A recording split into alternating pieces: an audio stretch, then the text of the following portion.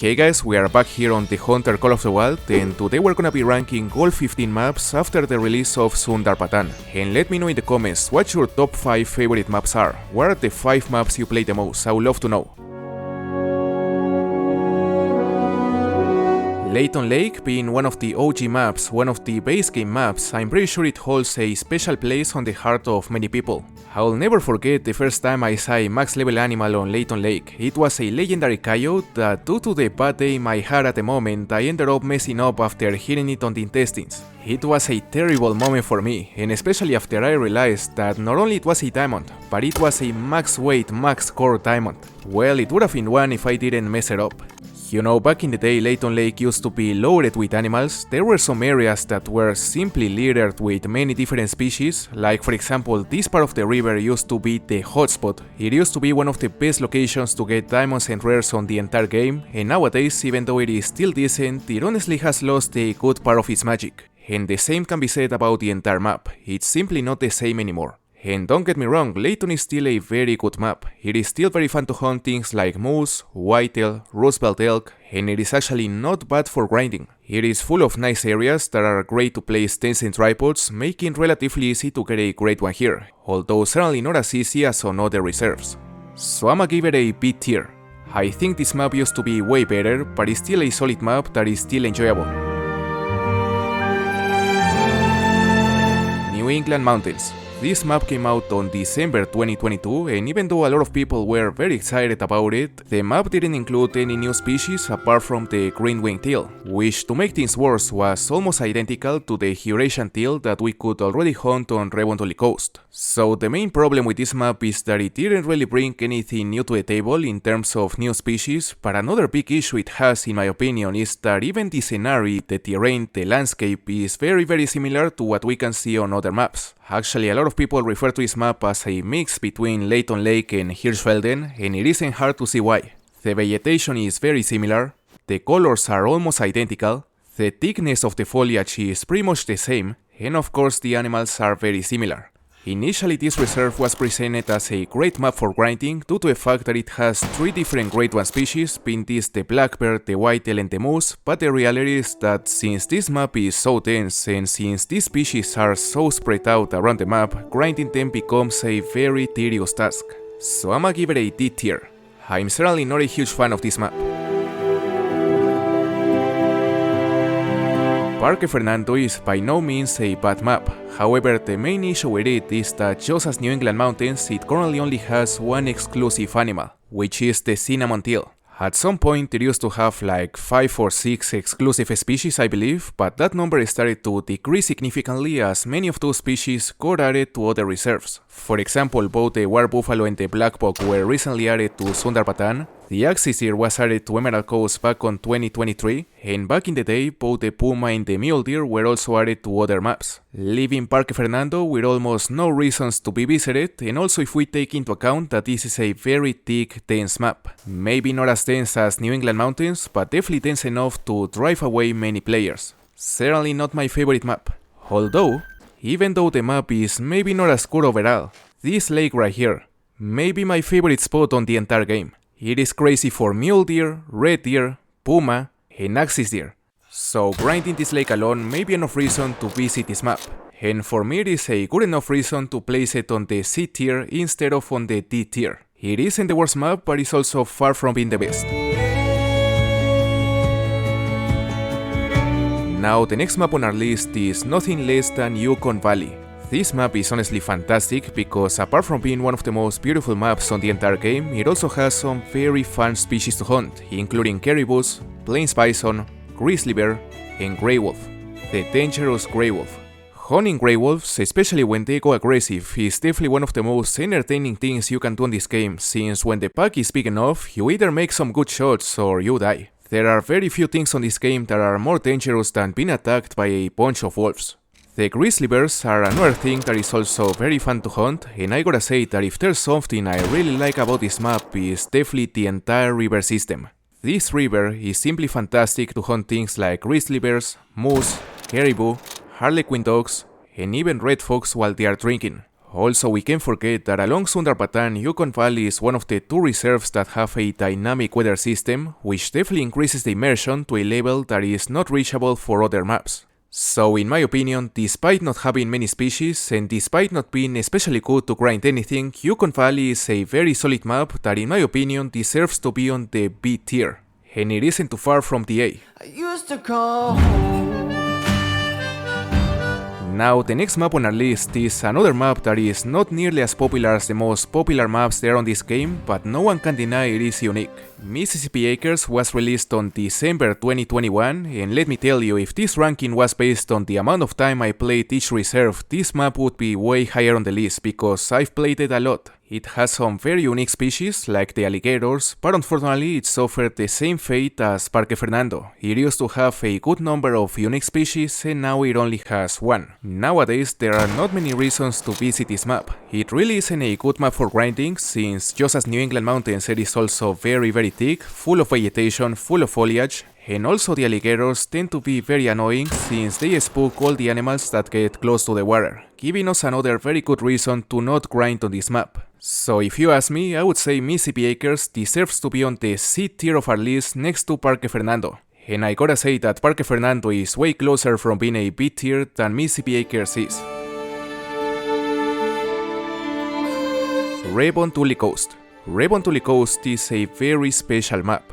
With 19 species in total, 10 of which being completely exclusive to the map, Revontuli Coast remains as one of the most popular reserves across the community. It is basically the small game galore. It has multiple dog species like the tufted dogs and the Eurasian wiggons, as well as many upland species like willow ptarmigans, rock ptarmigans, black grouses and hazel grouses. In addition to that, there is also a very solid map to grind for both a Great One Whitetail and a Great One Moose.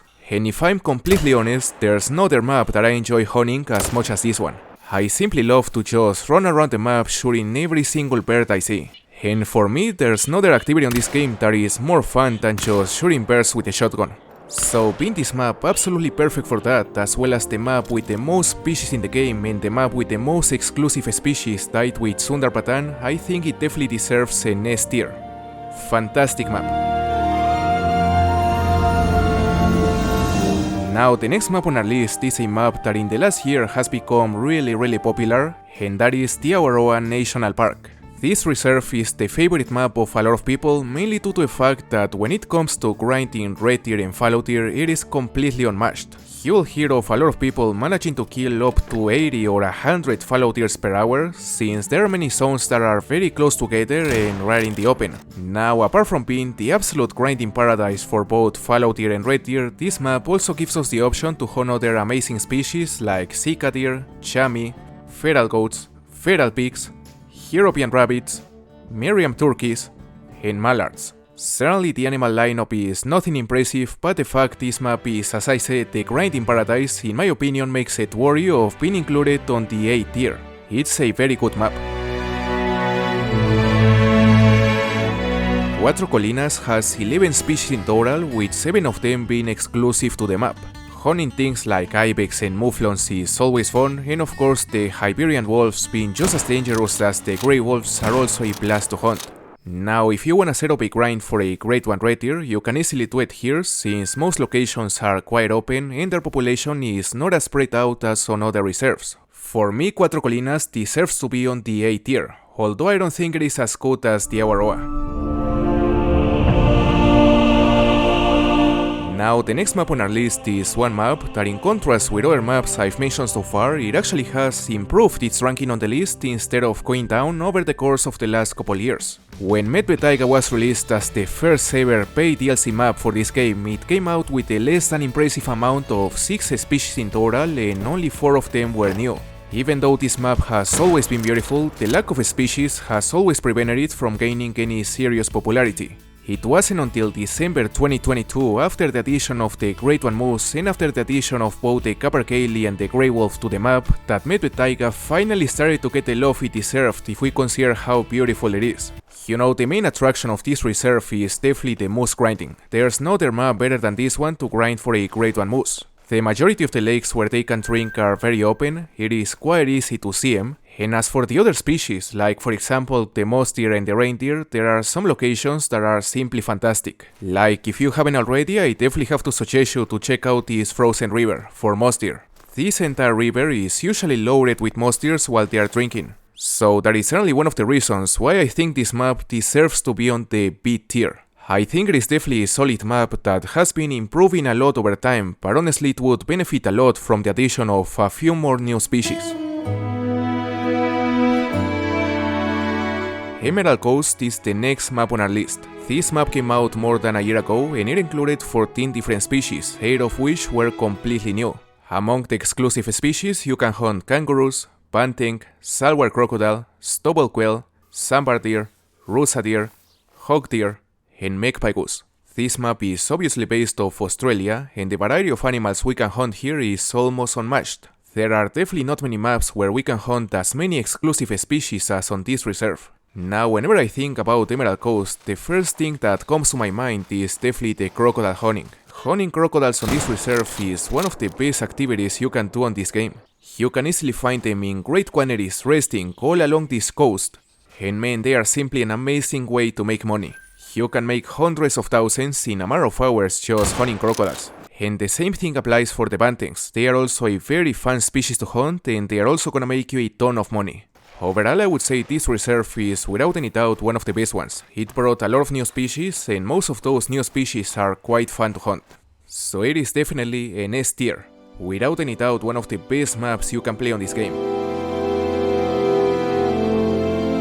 I don't think there's any other map on this game where I've spent more time playing than on Hirschfelden. Whenever I think about the Hunter of the Wild, Hirschfelden is the first map that comes to my mind. Everything I learned about this game in terms of shooting, stalking, and being patient, I learned all of that by playing here because I was forced to. This is by far the most challenging map on the entire game, and even though the way the population of the animals is distributed across the whole reserve is very different now compared to what it was a few years ago, the challenge is still present. I simply love this map. The atmosphere is very unique, some species are fantastic, like for example the European bison. You can make a lot of money just hunting bisons around the Tichenau region and around the Bondorf region. For instance, this lake right here is usually loaded while they are drinking from 1000 to 1400. Also, if you wanna hunt other things like pheasants, fallow deers and roe deers, I definitely recommend you to focus on hunting these fields in the morning. All these fields tend to have a good number of feed zones for these animals, so they are definitely great options since they are very open and it's very easy to see whatever is there. Another great thing this map has, especially for new players, is the shooting range that you can find on the southeastern section of the map. You can set up targets at different distances within this range, so coming here can definitely be a great option if you want to improve your shooting accuracy. Not gonna lie, I know this is gonna be controversial. I was thinking on giving Hirschfelden a B tier, but it wouldn't be right. So I'ma give it an A tier.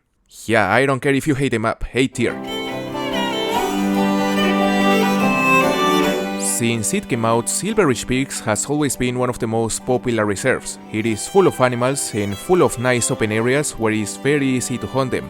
And if there's something that has kept this map as one of the most popular reserves after so many years, that is definitely how easy it is to grind for a Grade 1 black bear. This is by far the most popular map to grind for a Grade 1 black bear and definitely the map where it's easier to obtain it. You can hunt and easily grind many different animals on this map, including black bears, bighorn sheep, Rocky Mountain elk, mule deer, plains bison, pronghorn, and even mountain goat.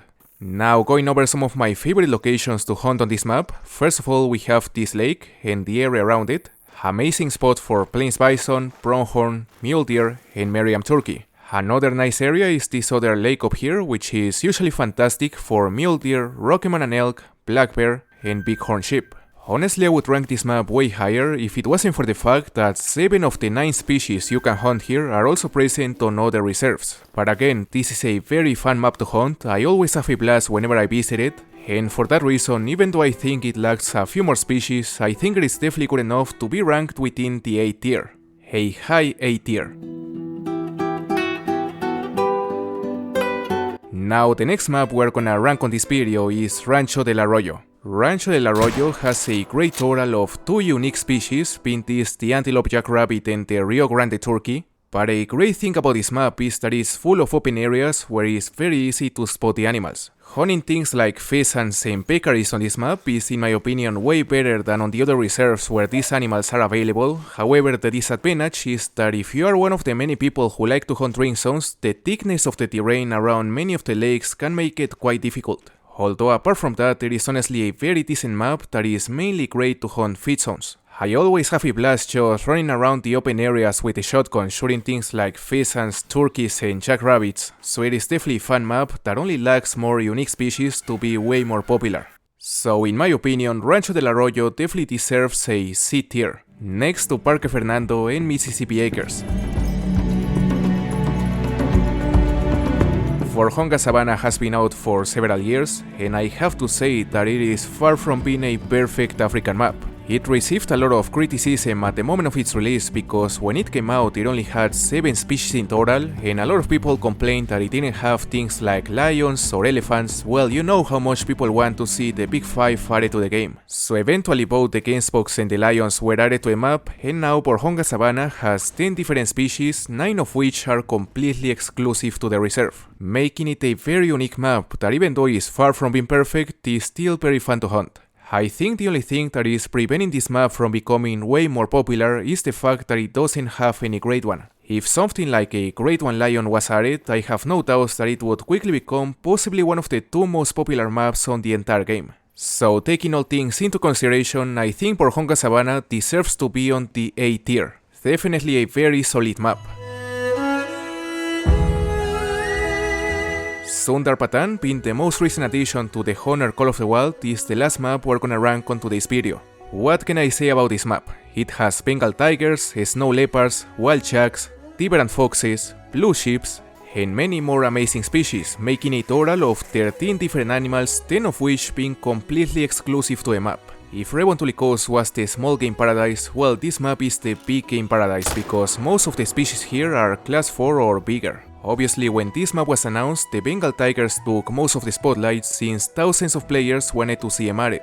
I have nothing against the tigers, but I was definitely disappointed when I realized that the tigers were not nearly as special and as rare to find as they were promised to be. I really think they should be way more elusive since the tigers are elusive by nature, and it definitely shouldn't be possible to grind them as easily as it is now.